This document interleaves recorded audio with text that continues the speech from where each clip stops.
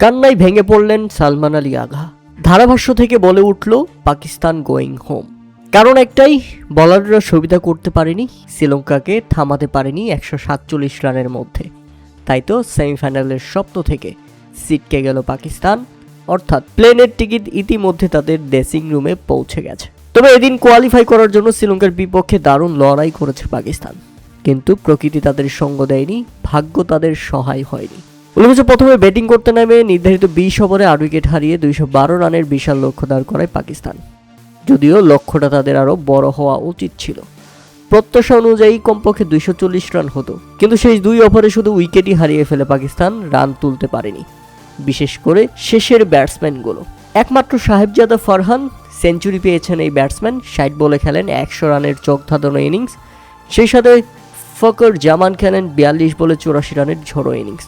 এই দুই ব্যাটসম্যানই নিয়ে আসেন 184 রান। অবাক করা ব্যাপার হলো আর কোনো ব্যাটসম্যানই 10 রানও করতে পারেনি, যে কারণে শেষ দিকে রান তোলা হয়নি পাকিস্তানের। অথচ সবাই প্রত্যাশা করছিল এই ম্যাচে 250 করবে পাকিস্তান। সেটা হয়েও যেত, কিন্তু কেউই রান করতে পারলেন না। দুর্দান্ত খেলতে থাকা পাকিস্তান শেষ দিকে এসে ব্যাটিং ইনিংসে নিজেদের রিদম হারিয়ে ফেলেছে। এরপর বোলিং করতে নেমে শুরুটা দারুণ করেন নাসিম শাহ। শুরুতেই ফিরিয়ে দেন বড় উইকেট পাথুম নিসাঙ্কাকে। 8 রানের মধ্যেই প্রথম উইকেট হারায় শ্রীলঙ্কা। এরপর ফিরে যান কামিল মিশরা। 33 রানের মধ্যে শ্রীলঙ্কা হারায় 2 উইকেট। তবে এরপর চারিত রাসালাঙ্কা রান তুলে ফেলেন, তাতে শ্রীলঙ্কা তৃতীয় উইকেট হারায়, কিন্তু রান তুলে ফেলে 75। কামিন্ডো মেন্ডিস পরপরই ফিরে গেলে 94 রানের মধ্যেই 4 উইকেট হারিয়ে ফেলে শ্রীলঙ্কা। সেখানে আবারও চমক দেখিয়েছেন আবরার আহমেদ, আরও একটা উইকেট তুলে নিলেন, ফিরিয়ে দিলেন জনিত লিয়ালাঙ্গেকে। 101 রানের মধ্যেই 5 উইকেট হারিয়ে ফেলে তখন শ্রীলঙ্কা। আশার জাগ ছিল পাকিস্তান কি শেষ পর্যন্ত পারবে, কিন্তু না। এরপর পাবন রাথালাঙ্গে দুর্দান্ত 50 তুলে নেন এই ব্যাটসম্যান এবং শ্রীলঙ্কাকে পৌঁছে দেয় 16 ওভারের মধ্যেই 150 রানে। তাতে কার্যত এবারের টি-20 বিশ্বকাপ থেকে বিদায়ের ঘণ্টা বেজে যায় পাকিস্তানের। তাকে দুর্দান্ত সঙ্গ দেন দাসুন সানাকা। শেষ পর্যন্ত 37 বলে 58 রান করে ফিরেছেন এই ব্যাটসম্যান। তবে তার আগে পাকিস্তানের স্বপ্ন ধূলিসাৎ করে দিয়ে গেছেন তিনি। এই ম্যাচে সবচেয়ে বাজে বোলিং করেছেন উসমান তারিক। 4 ওভার বোলিং করে খরচ করেছেন 43 রান, কোনো উইকেট পায়নি। অথচ তার উপর পাকিস্তানের ছিল অনেক আশা, কিন্তু সেটাতে পানি ঢেলে দিয়েছেন উসমান তারিক। অবিশ্বাস্য, অকল্পনীয়। শেষ দিকে এটা কি খেলা দেখালেন দাসুন সানাকা।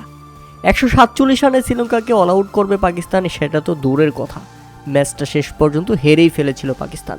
ভাগ্যক্রমে এ ম্যাচে 5 রানের জয় পেয়েছে তারা। আপনি জানলে অবাক হবেন যে শেষ 12 বলে প্রয়োজন ছিল 46 রান। ওই ওভারে দাসুন সানাকা নিয়ে আসেন 18 রান। এরপর শেষ 6 বলে প্রয়োজন ছিল 28 রান, সেটাও যেন নিয়ে ফেলছিলেন দাসুন সানাকা।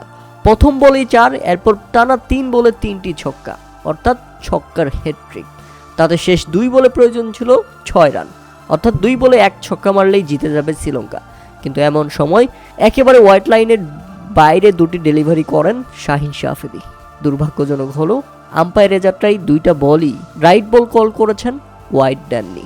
যদিও এটা ওয়াইড ছিল, যেখানে রীতিমতো বিধ্বস্ত এবং ভেঙে পড়েছিলেন দাসুন সানাকা। ম্যাচটা তিনি জেতাতে পারতেন।